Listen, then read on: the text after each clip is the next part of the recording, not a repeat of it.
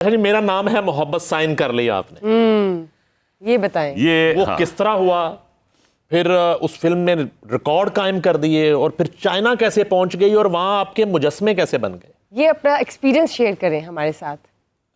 अच्छा देखिए, मेरा नाम है मोहब्बत का, मैं आपको बताऊं कि मैं बिल्कुल एक्सपेक्ट नहीं कर रहा था कि ये फिल्म इतनी कामयाब होगी और वर्ल्ड वाइड कामयाब होगी वो, ठीक है। तो बस अल्लाह ने करम किया और वो किया कि जो मैं कभी नहीं सोच सकता था। मेरी इंडस्ट्री ने मुझे इतना कुछ दिया है, ठीक है ना। पैसे नहीं इतने मिले, लेकिन कि शोहरत बहुत मिली अल्हम्दुलिल्लाह। देखिए, आप कहीं जाते हैं पूरी दुनिया में, अगर आपकी शनाख्त हो, आपको फॉरेनर्स भी पहचान रहे हो, चाहे वो जापानीज़ हो, अमेरिकन हो, वो अरबी हो, कोई भी हो, तो मैं समझता हूँ कि ये इंडस्ट्री की वजह से हो ना सारा। तो फिल्म लगी जनाब, शुरू 3-4 दिन फिल्म वीक थी। अच्छा। हाँ, अच्छा। कोई इतना रिस्पांस नहीं था फिल्म का। अच्छा। अब देखो ना, उस ज़माने में तो ये होता था कि 4/6 का एक अखबार में ऐड आता था बस। ठीक है। ये मीडिया, ये सोशल मीडिया, ये सारी ये चीज़ें तो थी, कैंपेन्स नहीं थी, ये कैंपेन्स नहीं थी, कैंपेन नहीं थी सारी। बिल्कुल। तो लोगों के रवैये बदल गए 4 दिन में। अच्छा। लोग मुझसे मिले ना सही तरीके से, क्या हुआ? हाँ ठीक है ठीक है ठीक है। मैंने कहा, क्या हुआ? तो लोगों ने मुझे बताया कि फिल्म आपकी अच्छी नहीं गई। मैंने कहा, चलो कोई बात नहीं। बस फिर 4-5 दिन के बाद फिर वो जो फिल्म चली है वो, तो फिर वो ऐसे चली है कि गुलिस्तान सिनेमास का मेन थिएटर था, लिटरली ट्रैफिक ब्लॉक हो जाता था वहाँ। अल्हम्दुलिल्लाह, अल्लाह का करम है बहुत। लेकिन मैं एक आपको बात बताऊं कि हमारी जो स्ट्रेटजी है ना इंडस्ट्री की, वो बहुत गलत है। अच्छा। वो ये है कि हम आर्टिस्ट के टैलेंट को फिल्म के चलने या ना चलने पे देखते हैं। ठीक है। आर्टिस्ट अगर टैलेंटेड है तो एक फिल्म नहीं चली, आप दूसरे में ले, आप तीसरी फिल्म में ले। मतलब सब कॉन्टिनेंट में सबसे बड़ी मिसाल जो है, the most legend artist Dilip साहब, पहली फिल्म उनकी फ्लॉप हो गई जी। मेरे ख्याल है जवाहर भाटा थी शायद। 2-3 साल बेकार रहे। फिर शौकत हुसैन रिजवी साहब ने उनको कास्ट किया। लोगों ने कहा भी कि भाई ये तो फ्लॉप हो गया उसके, उन्होंने कहा कोई बात नहीं, टैलेंटेड बंदा है। दिलीप साहब ऐसे हिट हुए कि मरते दम तक वो हिट रहे, वो एक नाम बन गया, एक लेजेंड, ठीक है। तो हमें अपनी इस स्ट्रेटजी को चेंज करना चाहिए। इससे बहुत टैलेंट्स आए, वो बहुत टैलेंट्स आए, तो मुझे अफसोस है इस बात का। एक मैंने पंजाबी फिल्मों की तरफ आना जी जी। कि रेडियो, वॉइस ऑफ अमेरिका, हाँ। और वो एक दकीक उर्दू और अचानक पंजाबी फिल्में, वो किस तरह मैनेज किया आपने और कितनी मुश्किल पेश आती थी पंजाबी बोलने में और सुल्तान रई के सामने खड़े होकर पंजाबी बोलने में? उससे पहले एक सवाल ये ले लें कि पाकिस्तान फिल्म इंडस्ट्री के हीरो गुलाम मोहिउद्दीन का मुजस्मा चाइना में लग जाता है, वहां डब होकर फिल्म रिलीज होती है, चाइना मुजस्मा लगा देता है, और जिस कंट्री का वो हीरो है वहां मुजस्मा क्यों नहीं लगता? पाकिस्तान में क्यों नहीं आपका मुजस्मा? ये बताइए। देखिए, एक बात अभी मैंने, मेरा ख्याल है थोड़ा सा इशारा दिया था आपको, टैलेंट की कदर नहीं है यहाँ पे। और जितना टैलेंट सब कॉन्टिनेंट में, पाकिस्तान में नहीं है।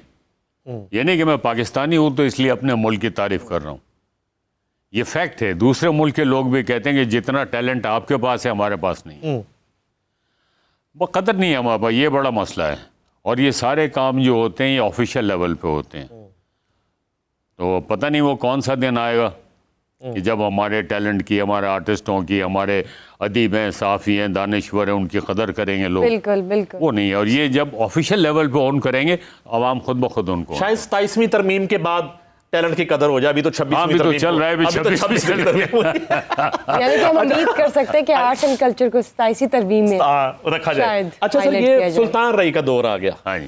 अब सुल्तान रई जो है पंजाबी फिल्मों के उस वक्त पूरे एक किंग है, और आपका आमना सामना शुरू हुआ है और 70 से 80 फिल्में आपने उनके साथ की। जी। वो दौर कैसा था और किस तरह वो उन बड़कों का आपने मुकाबला किया? और फिर उनके मर्डर के बाद, उनके कत्ल के बाद फिर आप कुछ अरसे के लिए इंडस्ट्री से गायब हो गए, उसकी वजह क्या थी? कहाँ चले गए थे? मैं तो यहीं था, अब भी यहीं हूँ, मैंने इंडस्ट्री छोड़ी नहीं है। अब मैं अभी भी कर रहा हूँ, अब तो काम ही ख़त्म हो गया। आगे होता है पिछले 10-15 साल से कोलैप्स कर गई इंडस्ट्री, लेकिन जो अच्छी मूवीज़ होती है वो मैं कर रहा हूँ। और मैंने 6-7 फिल्में छोड़ी भी हैं जो मैं समझता हूँ कि मुझे नहीं करनी चाहिए, वो मैंने छोड़ दी। जो करनी चाहिए थी वो मैं कर रहा हूँ अभी। एक्चुअली पंजाबी फिल्मों में जो ना एक लाउडिज्म होता है, yes yes yes, heavy loud drama, ये जी, वो जी। सारा कुछ होता है। और जिसको कहते हैं ना कि खड़ी खड़ी फिल्म, हाँ। गर्म फिल्म होती है पंजाबी। तो आपकी रेडियो की ट्रेनिंग तो काम आ गई आपकी उधर। हाँ, तो उसको मैंने थोड़ा सा चेंज किया।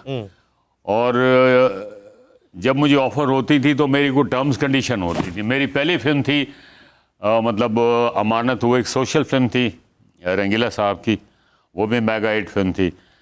फिर यूनुस मलिक साहब ने मुझे कास्ट किया आखिरी जंग में। आखिरी जंग, जी हाँ, जिससे जो नीली नादरा की पहली फिल्म थी और दोनों मेरे साथ पहली दफ़ा हीरोइन आई। तो उन्होंने वही कॉन्सेप्ट रखा हुआ था, लाचा कुर्ता विग ये वो। मैं कहा मलिक साहब ये मैं नहीं करूँगा, कह लेकिन यही चलता। मैंने कहा ये नहीं चलता, आप लोग एक ही डगर पे चल रहे हो। मैं आऊँगा, ऑब्वियसली मैं यंग था, 84-85 के, सब मुंडा खुंडा जिन्होंने कहते हैं ना, वो बुलंगड़ा जाओ। मैं कहा मैं आऊँगा अपने हिसाब से करूँगा। कह लें आप क्या चाहते हो? मैंने कहा जीन्स पहनूंगा, जैकेट पहनूंगा, रफ टफ ये वो, जो मेरा उर्दू फिल्मों का है हिसाब किताब, एक्शन फिल्मों का, आंधी और तूफान, आंसू और शोले, आतिश, ये सारी फिल्में। तो कहने का अच्छा देखते हैं। एक दिन उनका फ़ोन आ गया, कहने मिलना चाह रहा हूँ। मैंने कहा जाए आगे घर, कहने तू सही कह दो, वही करेंगे जो आप कहते हो। अच्छा गुड। मैंने लोगों से मशवरा किया, लोगों ने कहा यार वो ठीक कहते हैं। उसके बाद फिर वो हुआ। अच्छा, उसके बाद फिर वडेरा स्टार्ट हुई, उसमें भी मैंने यही रखा। उसमें भी दाऊद भट्ट साहब के साथ मेरी बहस चलती रही 15 दिन। मैंने कहा भट्ट साहब रूटीन वाला काम मैं नहीं करूँगा, मैं चेंज करूँगा। वो भी मान गए। भाई ये जो एक कॉन्फिडेंस था ना मेरा, और उन लोगों का कॉन्फिडेंस भी आता, उसने मुझे सपोर्ट दी। फिर वहाँ से चला। अब उसके बाद क्या हुआ कि राय साहब कहने लगे यार मैं भी जीन्स पावांगा, मैं भी जैकेट पाऊँगा। राय साहब नहीं, तुसी नहीं सूट करोगे, अच्छा। तुसी अपना काम करो, गुल्लू साहब ने अपना काम कर। अच्छा, तो ये हुआ। तो बात थोड़ी सी ये है कि एक अच्छे काम के लिए आपको आर्गुमेंट्स करने पड़ते हैं। राय साहब ने फिर वो जीन्स पहनी भी ना, हैट जीन्स अक्सर फिल्मों में नजर आए वो। पहने भी है और उन्होंने, आप लेकिन इंस्पेक्टर का रोल करते थे ज्यादा से ज्यादा। ज्यादा सुल्तान रहीम। आपने ज्यादा पुलिस इंस्पेक्टर्स के रोल जी। किए हैं ज्यादा। नहीं ऐसा नहीं है, अच्छा, ऐसा नहीं है। ऐसा नहीं है। कुछ फिल्में थी। अब हुआ ये ना, देखो वो एक फॉर्मूला है जिसको हम लोग फॉलो करते हैं। राइट। मसलन सूदी भट्ट साहब की फिल्म थी, एक माजू फिल्म थी, और एक दो फिल्में और थी, वो हो गई सुपरहिट। अब वो बन गया सिलसिला कि एक पुलिस ऑफिसर, जब मैंने छोड़ने की, मैंने कहा यूनिफॉर्म मैं नहीं पहनूंगा। फिर उसके बाद जावेद शेख ने भी पहनी, फिर नदीम साहब ने भी पहनी। एक फार्मूला बन गया था कहानी का।